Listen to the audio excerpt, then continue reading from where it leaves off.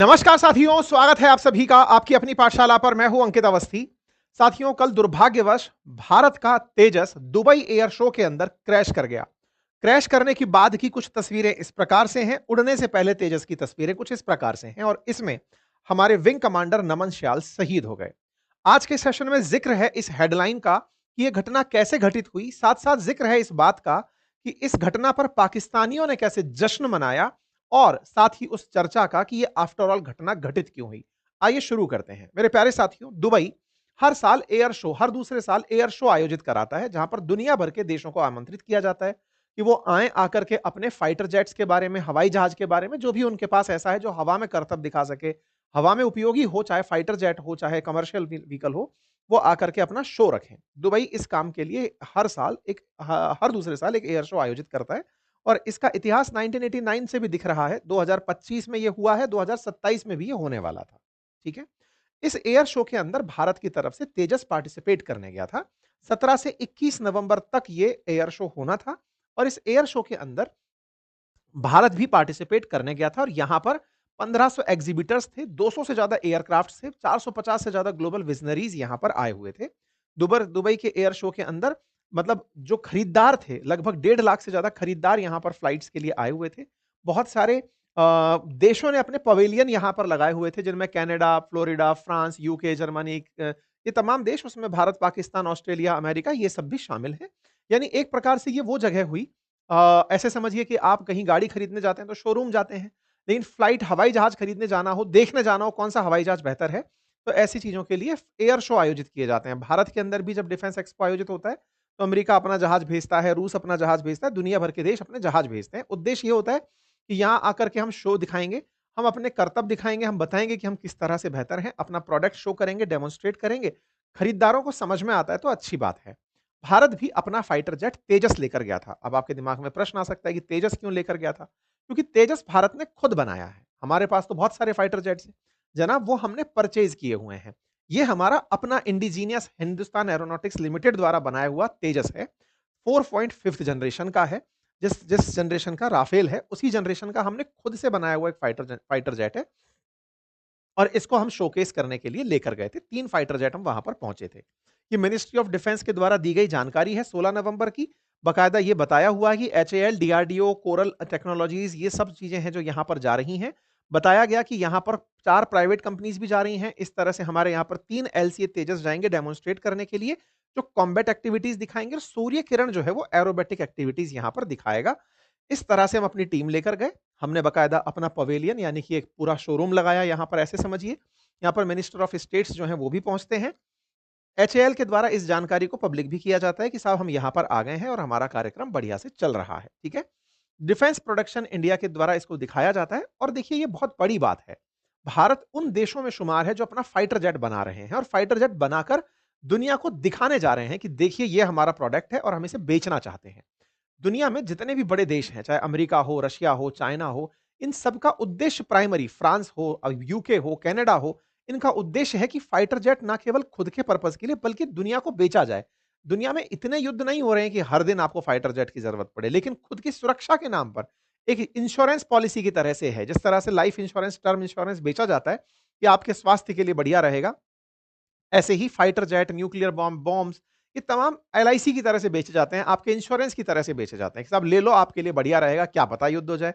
नहीं हो तो पड़ोसी से झगड़वा देते हैं कि चलो झगड़ा करो इनको, ताकि डर लगे तब जाकर लगे। ये बिल्कुल वैसे ही, ये गाड़ी में बैठकर जा रहे हो, आपका ऐसे एकदम मौत से बिल्कुल छूकर आप निकले तो आपको डर लग जाता है, अरे यार ज़िंदगी तो बहुत कीमती है, चलो इंश्योरेंस ले लेते हैं। कुछ ऐसे दुनिया में वॉर का और वॉर के साथ डिफेंस इक्विपमेंट का सेल चलता रहता है। भारत भी अब उन देशों में शामिल हो चुका है जो शोकेस करने गए हैं अपनी प्रतिभा का कि देखो हमारा अपना बनाया हुआ तेजस है। हम इसको लेकर पहुंचते हैं। एलसीए तेजस ये रहा आपके सामने दुबई एयर शो के अंदर। ये अपनी एक्टिविटीज कर रहा है। अब आप जब इस तेजस को उड़ते हुए देख रहे हैं तो इससे आप अंदाजा लगा सकते हैं कि ये कितना तेज फाइटर जेट है। आप इस तरह से इसे करतब दिखाते हुए देख सकते हैं। अब आप कहेंगे सर तो क्या करतब करने वाला फाइटर जेट है क्या? जी नहीं। इस घटना को मैनूवरिंग कहते हैं। मैनूवरिंग का मतलब है जब डॉजर फाइट हो रही होती है, डॉजर हेड मीटिंग हो रही होती है किसी दुश्मन के फाइटर जेट से आपकी, तो आपको वहां से बच के निकलने के लिए कई टैक्टिक अपनानी होती हैं। अगर दुश्मन का फाइटर जेट सामने है या दुश्मन ने आपको टारगेट करते हुए मिसाइल चला दी, तो उससे बचने के लिए फ्लाइट को बहुत ज्यादा बार घूमना पड़ता है। जनरली आप जिन फ्लाइट्स में बैठकर चलते हैं, हवाई जहाजों में बैठकर चलते हैं, वो बिल्कुल इतने से हिलते हुए चलते हैं और थोड़ा बहुत टेढ़े मेढ़े होते हैं जिनमें आप और हम यात्रा करते हैं। लेकिन आप सोचिए कि जब फाइटर जेट उड़ रहा है तो वो फाइटर जेट परपेंडिकुलर यू भी उड़ जा रहा है, जमीन की तरफ भी निकल के चला जा रहा है, पलटी भी मार जा रहा है। अर्थात आप सोचिए कि जो पायलट अंदर बैठा हुआ है, उस पायलट का दिमाग कितना तीव्र होता होगा, कितना मजबूत होता होगा, उसका दिमाग में बह रहे खून पर क्या कंट्रोल होगा कि वो जब इसका हवाई जहाज यो उल्टा होकर चक्री काट रहा है, उसे चक्कर नहीं आ रहे हैं। आप और हम अगर एक बार चक्कर काट लें, उल्टा यो चक्कर काट दें, उतने में ही गश खा जाएंगे। यहां पर ये जो देख रहे हैं इसको उल्टा ग्रेविटी के खिलाफ चलते हुए, ये विमान से ज्यादा पायलट की काबिलियत भी दिखाता है, पायलट कितने मजबूत दिमाग का है। इसीलिए एयरफोर्स के पायलट्स को बहुत ही मतलब प्रोफेशनल पायलट्स में शामिल किया जाता है। कहा जाता है कि बहुत ही क्षमता वाले पायलट्स हैं, क्योंकि इनके पास दिमाग की बहुत तीव्र इच्छा शक्ति होती है। ये उस स्थिति में भी इनका दिमाग नहीं चकराता। तो साहब ये शेड्यूल था 21 नवंबर का, हमारे अमेरिकी F-35 के बाद हमारे तेजस को डेमोन्स्ट्रेशन के लिए उड़ना था। जब डेमोन्स्ट्रेशन के लिए उड़ने वाला था, उड़ गया था, उसके बाद जब अपनी मैन्यूवरिंग एक्टिविटी कर रहा था, उस समय ये सीधा जमीन पर आता है और धाड़ से लैंड हो जाता है। आप इसको देखें तो ये गया, ये और यहां आ गया। इस घटना के बाद में सब तरफ से एक सवाल खड़ा हुआ और वो ये कि हुआ क्या। तो फ्लाइट जो थी ना वो नीचे की तरफ आ रही थी। ये 2200 किलोमीटर प्रति घंटे की रफ्तार से चलने वाला फाइटर जेट है। अब इतनी तेज रफ्तार में ये ग्रेविटी के खिलाफ, मतलब धरती इस तरफ खींच रही है और ये उसी दिशा में नीचे चल रहा है। व्यक्ति जो बैठा हुआ है वो अगेंस्ट ग्रेविटी है, यानी उसकी थॉट ऊपर की तरफ, वो हल्का महसूस कर रहा है क्योंकि वो तेजी से नीचे जा रहा है। ये बिल्कुल वैसे समझिए जैसे आप कई बार जब झूला झूल रहे होते हैं बिग व्हील के ऊपर, बिग जाइंट व्हील के ऊपर, झूला जब नीचे आ रहा होता है तो आपको हल्की गुदगुदी सी होने लगती है और आप अधर अधर महसूस करने लगते हैं। अगर झूले पे अगर आपको याद किया हो, वो जो रोलर कोस्टर घूमता है, एग्जैक्टली इस फ्लाइट में सोचिए कि वो इतना तेजी से नीचे जा रहा है कि उसने ग्रेविटी को मैच वो हटा रखा है, हरा रखा है। उस स्पीड से नीचे जा रहा है कि आपको लग रहा है कि मैं तो ऊपर उठ गया हूं। कहा जा रहा है कि उस समय उनके साथ कुछ ऐसी घटना घटी पायलट के साथ कि वो कैलकुलेट नहीं कर पाए कि आगे क्या है। ऐसा विशेषज्ञों का कहना है। आप और हम स्पेक्टेटर्स हैं, हम दर्शक हैं, हम देख रहे हैं, विशेषज्ञों का ऐसा मानना है। ठीक है। इस दौरान न्यूज एजेंसी एपी के मुताबिक यह घटना भारतीय समय अनुसार शुक्रवार को 3:40 पर हुई। और यह कहां हुई? तो एयरपोर्ट बना है अल मखतूम एयरपोर्ट, वहां पर एयर शो के दौरान हुई। इंडियन एयरफोर्स ने अपनी तरफ से इस जानकारी को पब्लिक किया। आप हैं वो पायलट नमन श्याल जो इस फ्लाइट को उड़ा रहे थे। साथियों, पायलट की क्षमताएं हैं जो आप मिलती हैं फाइटर जेट के साथ, तब कुछ नया करतब दिखा पाती हैं। आपने बखूबी अपने कार्य को किया। आप उतने ही देशभक्त हैं जितने और पायलट्स रहे। इसके पीछे का तर्क यह है साथियों, क्योंकि आज हम युद्ध में ही महारत दिखा करके देशभक्ति प्रूव नहीं करते, अपितु अगर हमारे देश के फाइटर जेट्स दुनिया के देश खरीदते हैं तो भी हम देश की ही सेवा कर रहे हैं। आप और हम भी देश की सेवा में ही लीन हैं। ऐसे में आपने दुबई एयर शो में जाकर अपना कर्तव्य दिखाया। आपने फाइटर जेट की काबिलियत लोगों के सामने डेमोन्स्ट्रेट करी। इसके लिए आपकी हमेशा सराहना रहेगी। अब मशीनों में दिक्कत थी या फिर आपके साथ कोई स्वास्थ्य दिक्कत थी, अब ये आने वाले समय में, क्योंकि जांच एजेंसीज ने कोर्ट ऑफ इंक्वायरी बिठा दी है, जांच किया जाएगा कि आफ्टर ऑल क्या गड़बड़ थी। लेकिन कुल मिलाकर के एक प्रतिभा को भारत ने खो दिया। नमन श्याल हिमाचल प्रदेश के रहने वाले थे। उनकी वाइफ जो है वो भी एयरफोर्स में ही है और वो ग्राउंड ऑफिसर के पद पर तैनात है। अब यहां पर हमारे रक्षा मंत्री की तरफ से, लीडर ऑफ अपोजिशन की तरफ से, सबकी तरफ से ट्वीट्स और मैसेजेस आने शुरू हुए।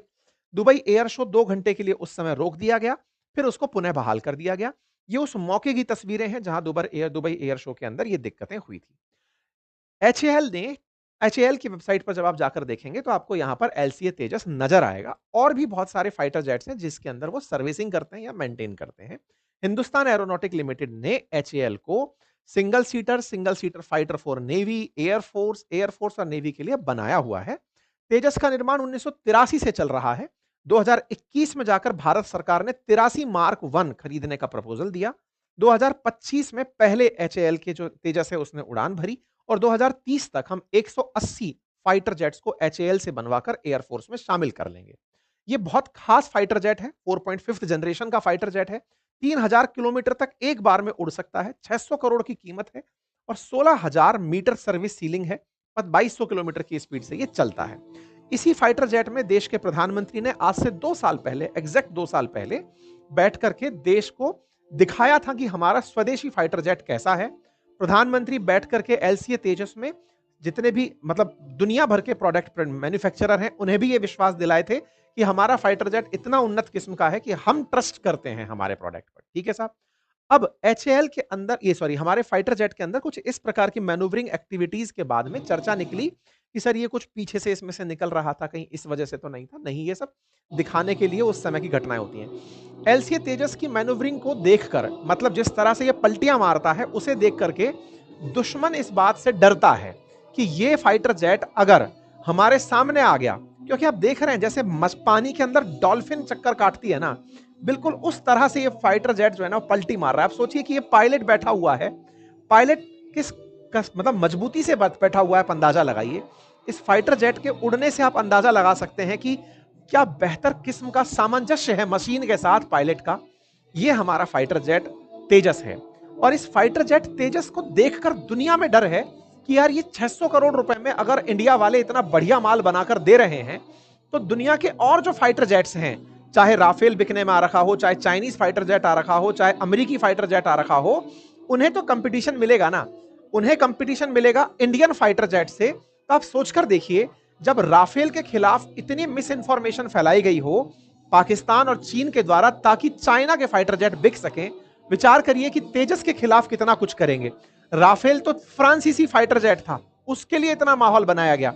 स्वदेशी हमारा है, उसके खिलाफ चाइना वालों की क्या नतीजे होंगे। और सोचकर देखिए उन लोगों का क्या जो केवल ताली पीटने के लिए पैदा हुए हैं। मैं पाकिस्तानियों की बात कर रहा हूं, जिनका कोई फाइटर जेट नहीं है, चंदे के पैसे से जो कि आतंक के नाम पर उन्हें मिलता है, उससे वो चाइना से अपने फाइटर जेट खरीदते हैं, या उससे वो अपने लिए डिफेंस इक्विपमेंट खरीदते हैं, और वो खुश हैं इस बात पर कि देखिए भारत का फाइटर जेट गिर गया।